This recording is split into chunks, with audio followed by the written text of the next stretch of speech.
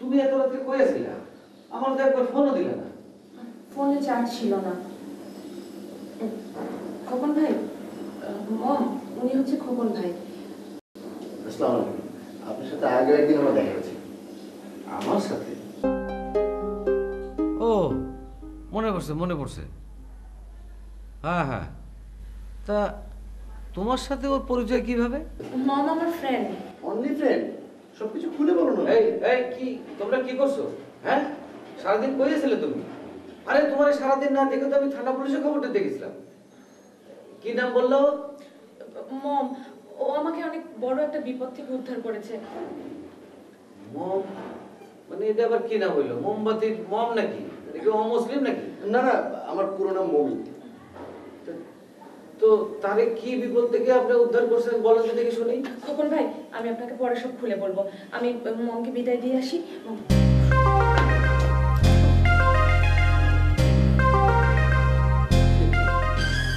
ঘটনাটা কি হলো? এই ছেলের আবার ভিতরে নিয়ে গেল, এবার কি আপদ?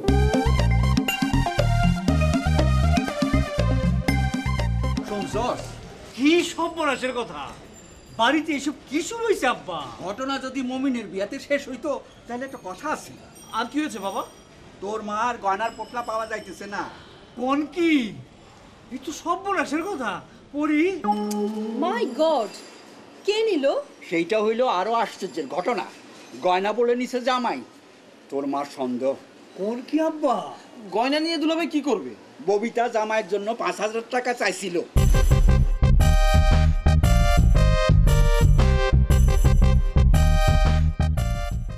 কিসের আলাপ করতেছেন আব্বা? দুলাভাই কোথায় আপা? মাথা ব্যথার ওষুধ খেয়ে শুয়ে রইছে।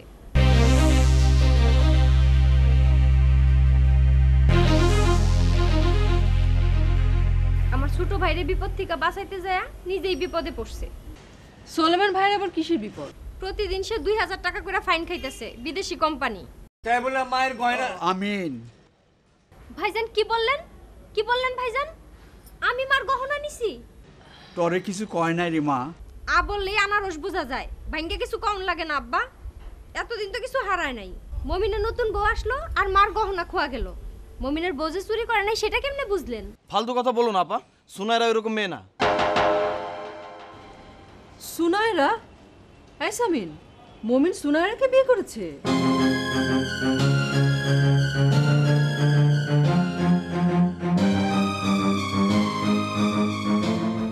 ঘটনাটা কি? সুনাইরা, মমিন।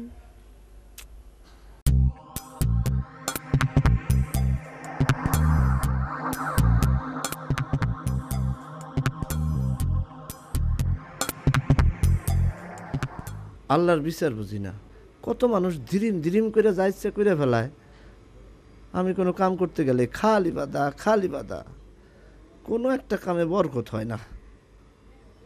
এটা পাথর নিলে কেমন হয়?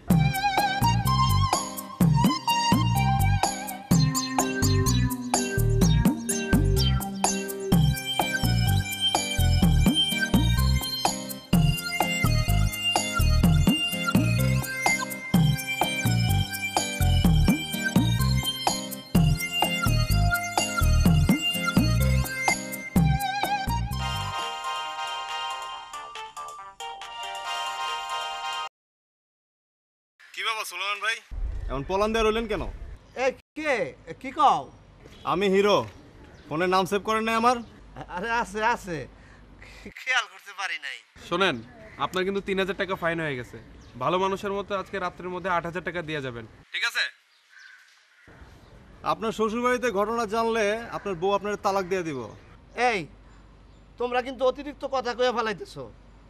তোমাদের সাথে আবার কাজের সম্পর্ক, এর মধ্যে আবার বউ শ্বশুর বাড়ি আসে কেন? হ্যাঁ, কারণ আপনি টাকা দিচ্ছেন না। শোনেন সুলেমান ভাই, আমরা কিন্তু আপনার বাসায় এসে ভাবিকে সব খুলে বলবো যে মম মানে আপনার শ্যালককে আপনি ব্ল্যাকমেল করেছেন। আমি টাকার ব্যবস্থা করে তোমাদের সাথে ফোন দেবো। যতক্ষণ না দিচ্ছেন পার ডে ১,০০০ টাকা করে ফাইন, মনে রাখবেন। বাই।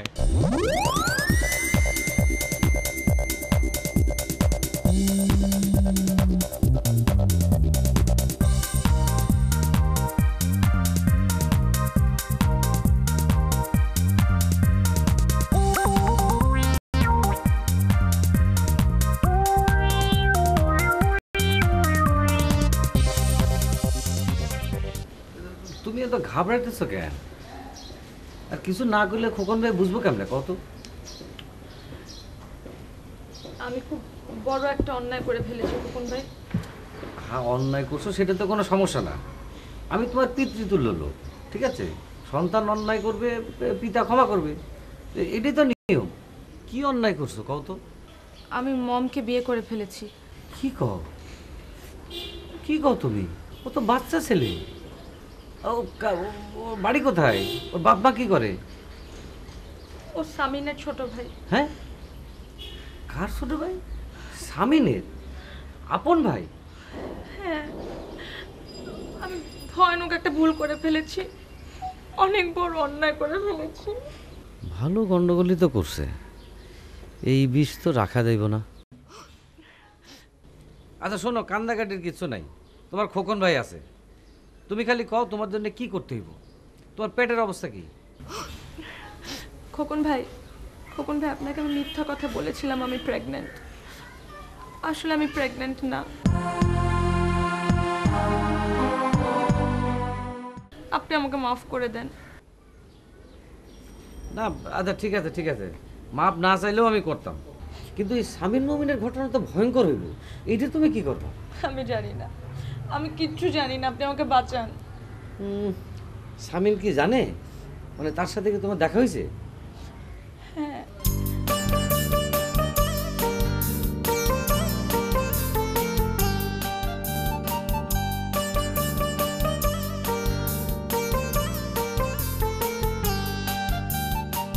ঠিক আছে, দেখি আমি ফোন করুন না, দেখি, তুমি চিন্তা করো না।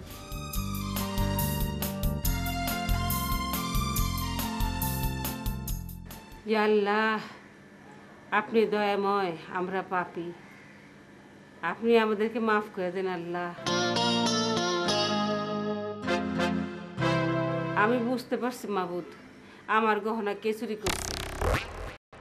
ইয়া আল্লাহ, আপনি কেবল মানুষের অন্তর বদল করতে পারেন। যে ভুলে এই চুরিটা করছে তারে আপনি বুঝতেন, তার অন্তরটা আপনি পরিষ্কার করে দেন মাবুদ। বুঝি কি বুঝা ফেলাইছে যে আমি চুরি করছি? বুঝলে তো আমার মান ইজ্জত সব যাইব। ইয়া আল্লাহ, তুমি তোমার বান্দারে হেদায়েত করো আল্লাহ, হেদায়েত করো, আমিন।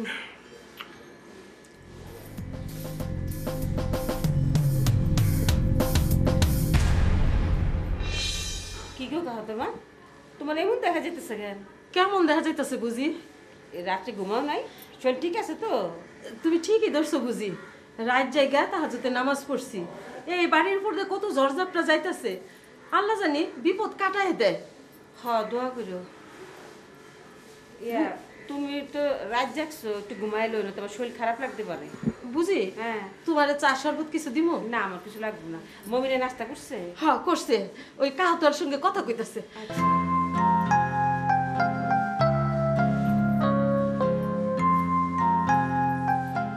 মমিন কি জিনিস বুঝছো গাওতা?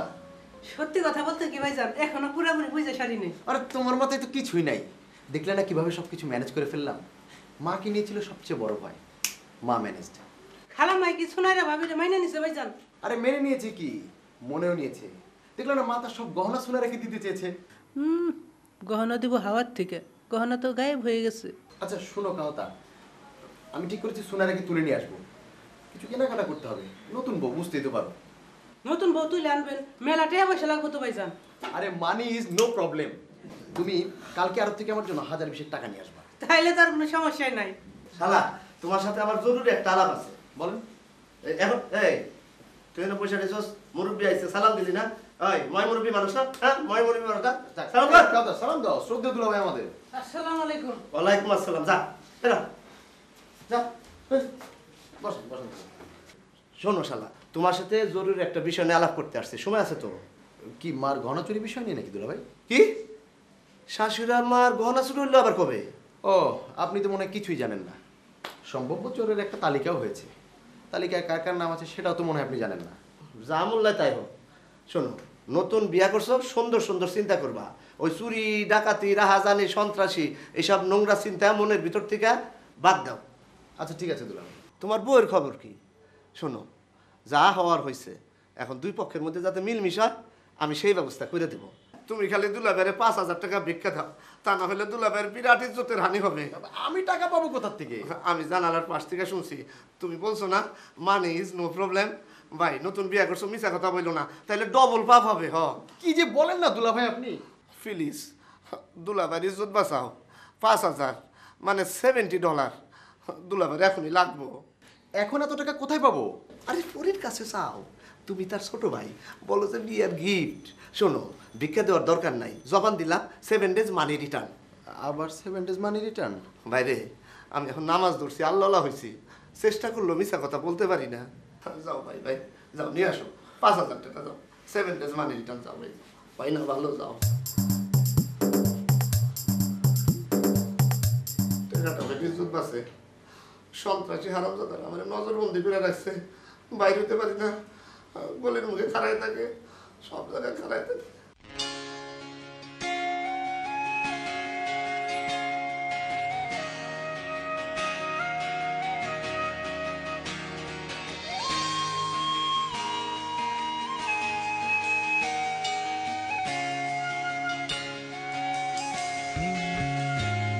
ওই কান্না ভেজা আকাশ আমার ভালো লাগে না, থমকে থাকা বাতাস আমার ভালো লাগে না, তুরির তালে নাচতে থাকা ভালো লাগে না, এই মরে মরে বেঁচে থাকা ভালো লাগে না।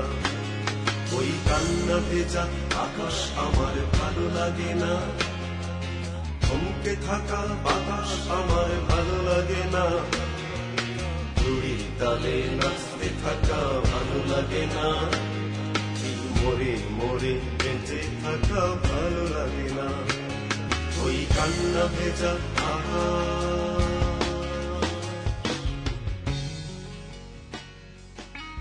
আমার এখন কি করা উচিত? মমিন সুনাইরা যেখানে একসাথে থাকবে সেখানে কি আমার থাকা উচিত? কিভাবে থাকবো? এটা কি সম্ভব?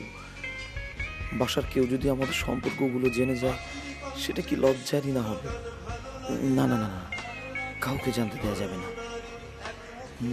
পরিয়াপার সাথে কথা বলি, একমাত্র উনি ভালো পরামর্শ দিতে পারবেন। পরিয়াপার সাথে কেবল শেয়ার করা যাবে। নর নারীর একমুখী টান ভালো লাগে না, ওই ফুলের বুকে দুদুরার গান ভালো লাগে না, মৃত্যু হয়ে চমকানো প্রাণ ভালো লাগে না। Hello alpha man, where are you? আমি বাইরে আপা, আপনার কাছে একটা পরামর্শের জন্য ফোন করলাম। মোমিনকে দেখে তুমিও নিশ্চয়ই সাহসী হয়ে উঠেছো। বলো, মোমিনের মতো তুমিও কাউকে বউ করে নিয়ে আসছো নাকি? না, কি যে বলেন, আমার খুবই খারাপ সময় যাচ্ছে পরিয়াপা। আপনাকে আমি সবকিছু খুলে বলতে পারবো না, আবার আমিও যে কি করবো সেটাও বুঝতে পারছি না। তুমি তো কথা শোনো না, এই জন্য তোমাকে আর অ্যাডভাইস করতে ইচ্ছে করে না। প্লিজ পরিয়াপা। তোমাকে তো আগেও আমি বলেছি, টেক এ ব্রেক, 2-1 সপ্তাহের জন্য বাইরে কোথাও চলে যাও, দেখবে সব সমস্যার সমাধান হয়ে গেছে। আমিও সেরকম ভাবছিলাম। আর ভাবাভাবি নেই, এবার কাজে প্রমাণ দেখাও। আমি তো তোমাকে বলেছি প্রয়োজনে আমি তোমাকে কোম্পানি দিব, ফিনান্সিয়াল বিষয় তোমাকে চিন্তা করতে হবে না। তারপরেও এত ভাবনা কিসের রে ছেলে? অফিস থেকে 1 মাসের ছুটি নিয়ে নাও। ওকে, রাখলাম, বাই বাই।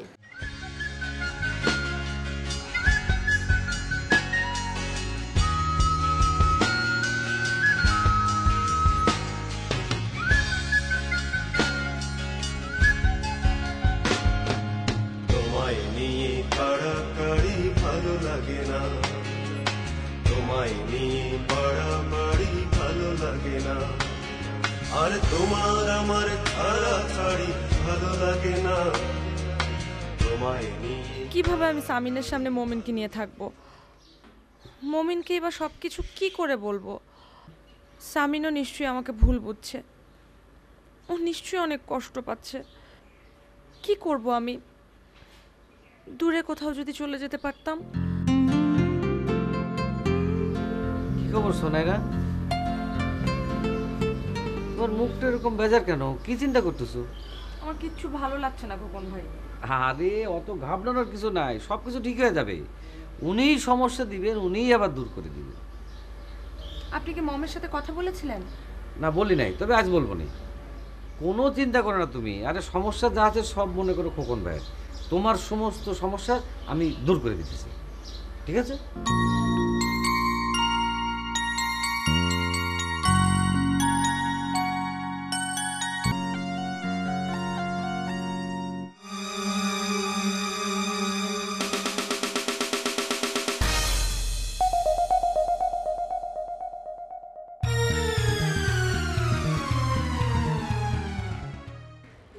তবা আস্তাক ফিরুল্লাহ, এসব তুই কি করছ রে ববিতা?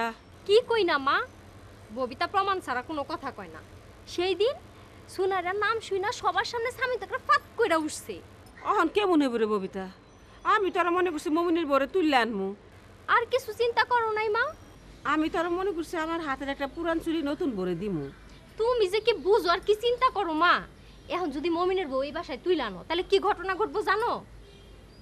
হাবিল কাবিলের ঘটনা তো তোমার জানা আছে, আছে না মা? কোন বাড়ির জানি? তুমি যে কি কও না মা, হাবিল কাবিল হইল বাবা আদমের দুই ছেলে। ও ওই যে দুই ভাই, এক ভাই আরেকবারে খুন করছিল। হ, হেইডা ছিল পৃথিবীর পয়লা খুনের ঘটনা। কেন খুন করছিল জানো মা? কারণ হইল হাবিলের সাথে বিবাহ হওয়ার কথা ছিল আকলিমার, আর অন্য ভাই কাবিল সেও আকলিমারে বিবাহ করতে চাইছিল। তখন এই নিয়ে ভাই ভাইয়ে বিরোধ। শেষমেশ আকলিমারে পাওয়ার জন্য কাবিল খুন করলো আপন ভাই হাবিল রে। এই বাড়িতে তোমার হাবিল কাবিলের ঘটনা ঘটতেছে।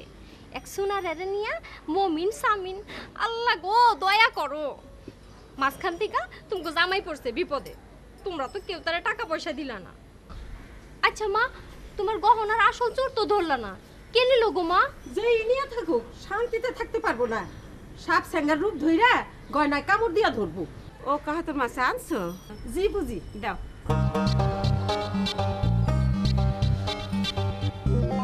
আচ্ছা বুঝি, তোমার গহনাপাতি এগুলোর জাকাত ঠিক মতো দিতা তো?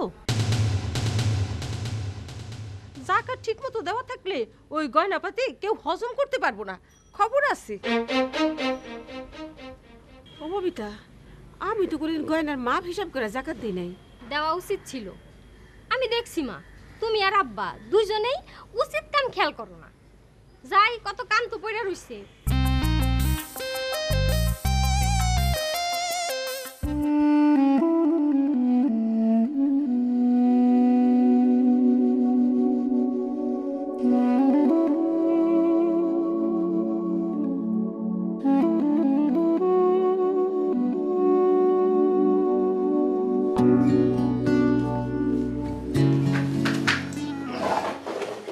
এই সামিল ভাই, আমার বউকে তোমার কেমন লাগলো বললে না তো?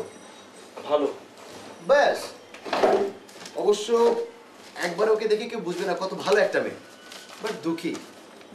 এগুলো কিসের কাগজপত্র গুছাচ্ছ তুমি? আমি সম্ভবত একটু দেশের বাইরে যাব। দেশের বাইরে মানে কোথায়? আপাতত ব্যাংকক। আপাতত ব্যাংকক মানে? ব্যাংকক থেকে আবার কোথায় যাবে? জানি না।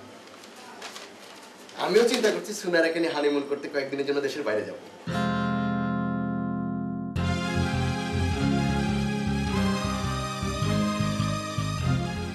তোর বউ আজকে চলে গেল কেন? ও একটু সিক ফিল করছিল। সত্যি কথা বলতে কি ভাইয়া, এ বাড়িতে ওকে দেখার কেউ নেই। She needs care. ও অনেক বড় লোকের একটা মেয়ে।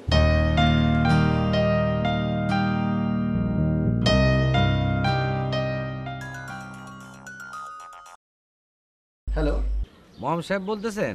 জি, কে বলছেন প্লিজ? আচ্ছা শোনেন, আপনি তো মনে হয় সোনাইরারে না জানিয়ে বিয়ে করছেন। না জেনে মানে? কে আপনি? আমি কে সেইটা জরুরি না, ঘটনাটা কি সেইটা জানাটা অনেক জরুরি। সোনাইরা তো আজকে আপনাকে বাসায় থাকে নাই, কেন জানেন? না, ন্যাচারালি মেয়েদের টেম্পারমেন্ট একটু। না না না না, সেই সব কিছু না। না মানে ও একটু সিক ফিল করছিল। সেই সবও কিছু না, আসলে ধরা পড়ে যাওয়ার ভয় থাকে নাই। মানে ধরা পড়ে যাওয়ার ভয় মানে? সে আপনাকে দরজায় মাথা ঘোরান দিয়ে অজ্ঞান হয়ে পড়ছিল না? হ্যাঁ, আপনি জানেন কি করে? সে তো প্রেগনেন্ট, তার পেটে বাচ্চা।